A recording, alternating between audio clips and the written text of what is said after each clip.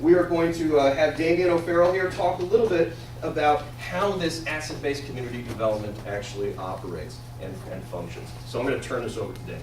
Cool.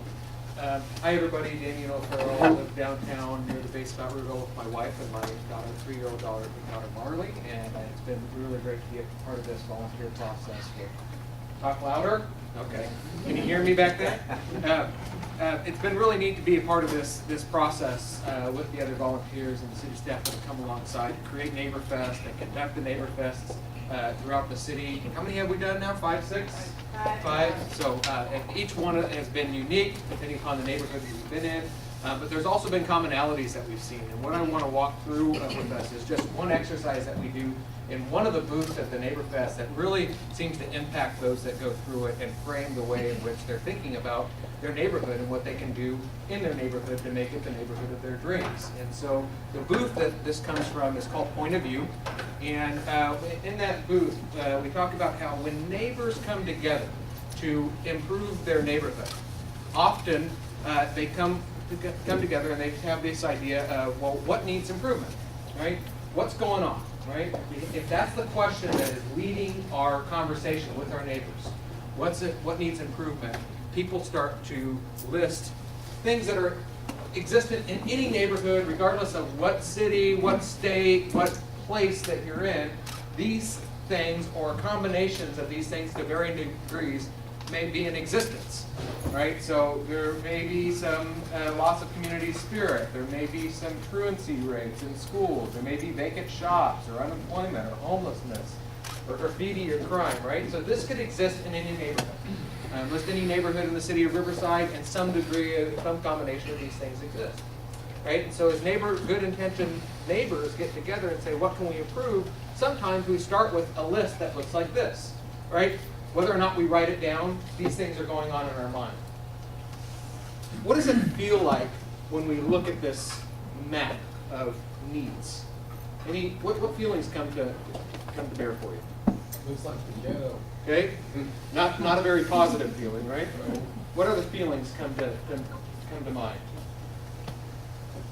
Probably every one of these things on the map affects somebody or another in some way. Right, so you start to feel the heaviness of the effects of that these things have on people. Somebody said something over here? Depression, right? Not very positive words, right?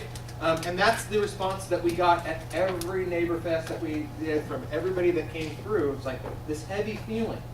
Now, subconsciously, one of the things that's happening is we're connecting those heavy feelings, depression of feeling not good about our neighborhood, to our neighborhood. Does that make us feel better about our neighborhood or worse about our neighborhood?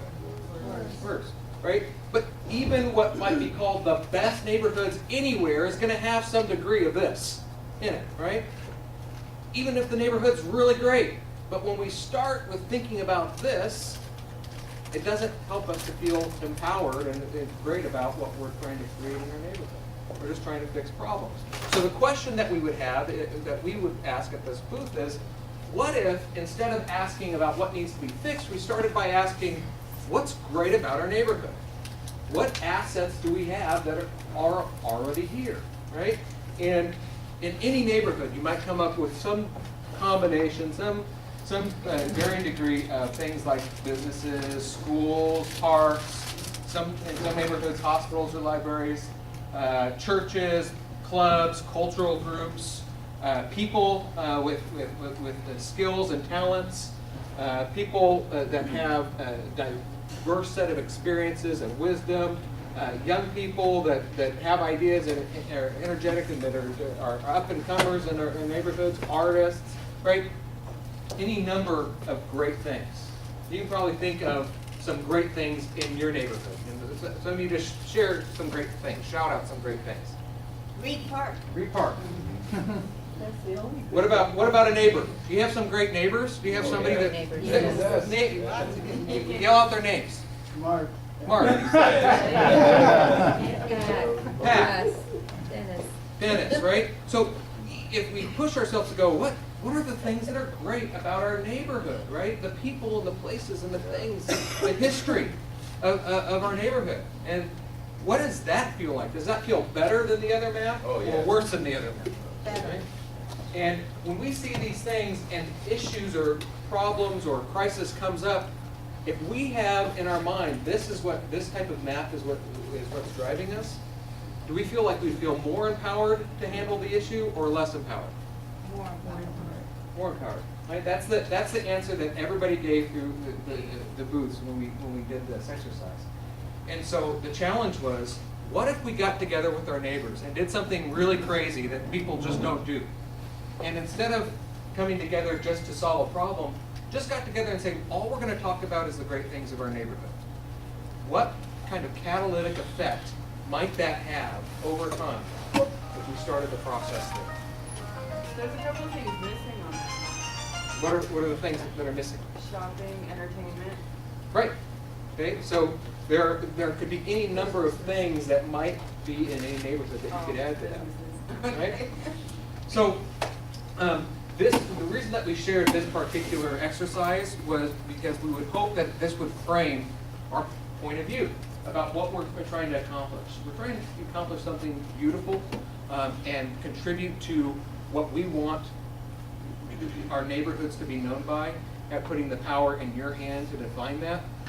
But wouldn't it be great, won't it be great, starting with what's great about our neighborhood already and finding out how we can utilize those things to create the neighborhood of our dreams.